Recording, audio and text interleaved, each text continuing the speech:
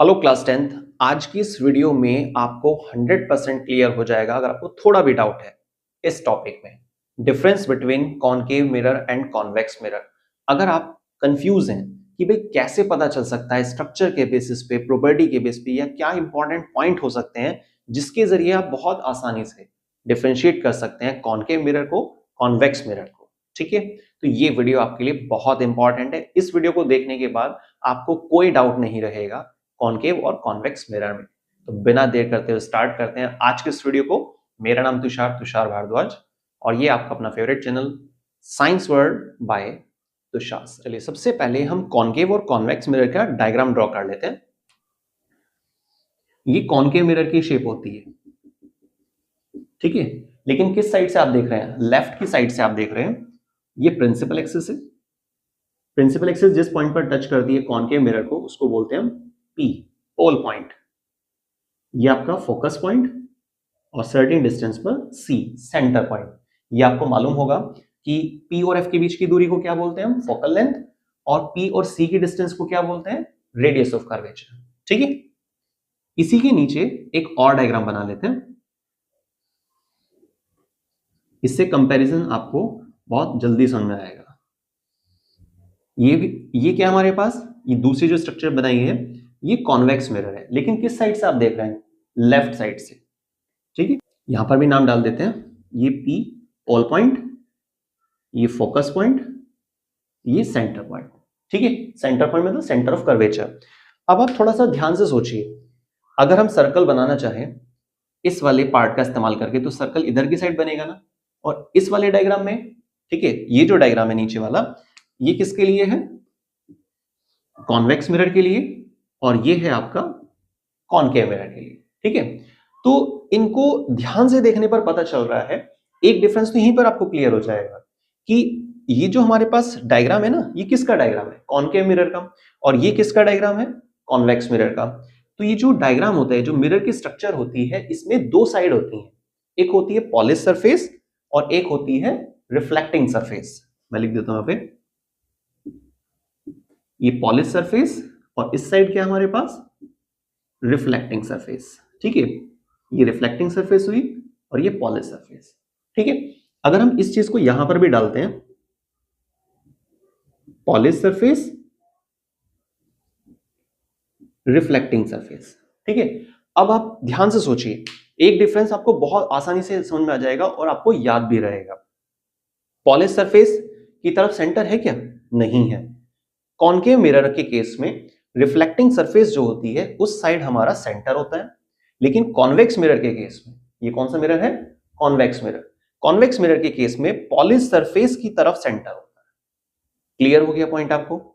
ठीक है, फिर से एक बार रिवाइज कर लेते हैं। जो कॉनकेव मिरर है उसमें दो सरफेस आपको मिलेंगी, एक रिफ्लेक्टिंग सरफेस जहां से रिफ्लेक्शन होता है और एक होती है पॉलिश सरफेस। तो रिफ्लेक्टिंग सरफेस जो है उस साइड हमारा सेंटर है। ठीक है, डायग्राम से आप समझ पा रहे हैं? इसका सर्कल इधर बनेगा तो सेंटर इधर होगा ना, लेकिन इसका सर्कल किधर बनेगा? इधर की तरफ। ठीक है, ऑब्जेक्ट तो हमारा लेफ्ट में ही खड़ा है, दोनों सिंपल, बहुत इजी। लेकिन अंतर किस चीज का आ रहा है कि भाई पॉलिश सरफेस की तरफ सेंटर है तो हमारा कॉन्वेक्स मिरर, रिफ्लेक्टिंग सरफेस की तरफ सेंटर है तो हमारा कॉनकेव मिरर। ये हमारा फर्स्ट डिफरेंस। तो कोई भी आपसे अगर पूछता है कि कॉनकेव और कॉन्वेक्स मिरर में क्या डिफरेंस है तो वो आप बहुत आराम से बता सकते हैं। आप शॉर्ट में बताइएगा पहले कि कॉनकेव मिरर जो होता है और जो कॉन्वेक्स मिरर है दोनों में ही दो दो सरफेस होती हैं। एक होती है रिफ्लेक्टिंग सरफेस, एक होती है पॉलिश सरफेस। लेकिन पॉलिश सरफेस की तरफ अगर सेंटर है, मैंने लाइन क्या बोली अभी? पॉलिश सरफेस की तरफ अगर सेंटर है, इसको ढूंढते हैं। देखिए पॉलिश सरफेस की तरफ सेंटर है तो हम इसे क्या बोलेंगे? Convex mirror.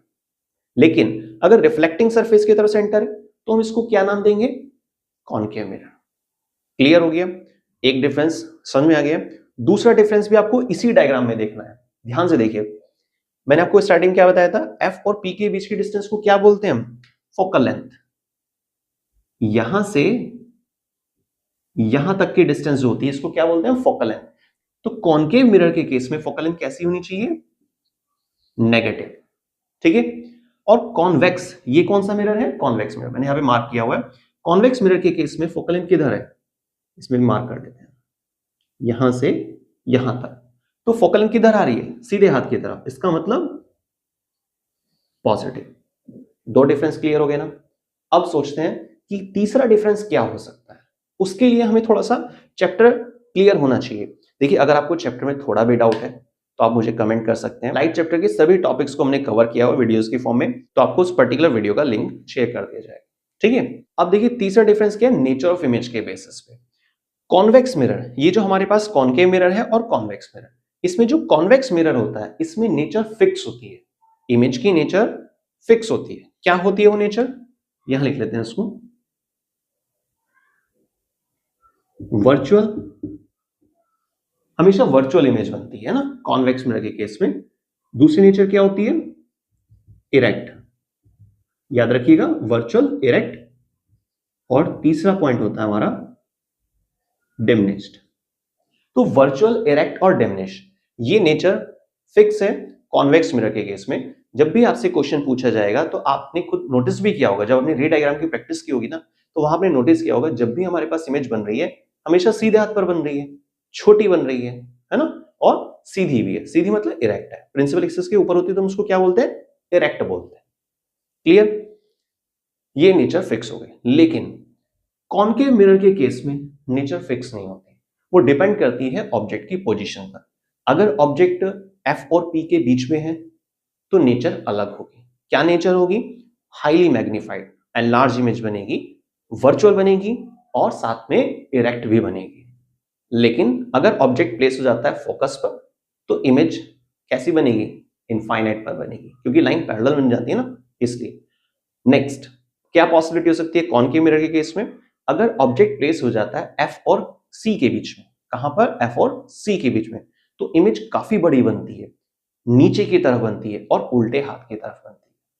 ठीक है, नेक्स्ट एक और पॉसिबिलिटी भी है, अगर ऑब्जेक्ट को आप प्लेस कर रहे हैं सी पर, ऑब्जेक्ट को कहां पर खड़ा कर रहे हैं, सी पर, कॉनकेव मिरर के केस में, तो इमेज हमेशा सी पर ही बनती है, नीचे की तरफ बनती है और सेम साइज की बनती है। ठीक है, एक और पॉसिबिलिटी है, अगर आपने ऑब्जेक्ट को प्लेस किया सी से भी पहले, तो ऐसे केस में इमेज कहां बनेगी, ये एक छोटा सा क्वेश्चन है जिसका आंसर आपको कमेंट करके बताना है। कमेंट करके जरूर बताइएगा अगर आपको ये टॉपिक क्लियर है। तो आई थिंक आपको आज की वीडियो में जो डिफरेंस समझाने की कोशिश की गई है कॉनकेव मिरर और कॉन्वेक्स मिरर, ये बहुत अच्छे से समझ आ गया हूं। और प्लीज अगर आपको टॉपिक अच्छे से समझ में आ गया, अगर आपको टॉपिक अच्छे से समझ में आ गया तो आप कमेंट कर सकते हैं और वीडियो को मैक्सिमम शेयर जरूर कीजिएगा, जिससे कि डाउट नहीं रहना चाहिए किसी भी बच्चे को कॉनकेव और कॉन्वेक्स मिरर के टॉपिक में। इसी तरह सपोर्ट करते रहिए आपके अपने favourite channel science for Tushar sir को। मिलते हैं नेक्स्ट वीडियो में एक और नए टॉपिक के साथ। वीडियो को स्टार्टिंग से लास्ट तक देखने के लिए बहुत बहुत धन्यवाद। थैंक्स।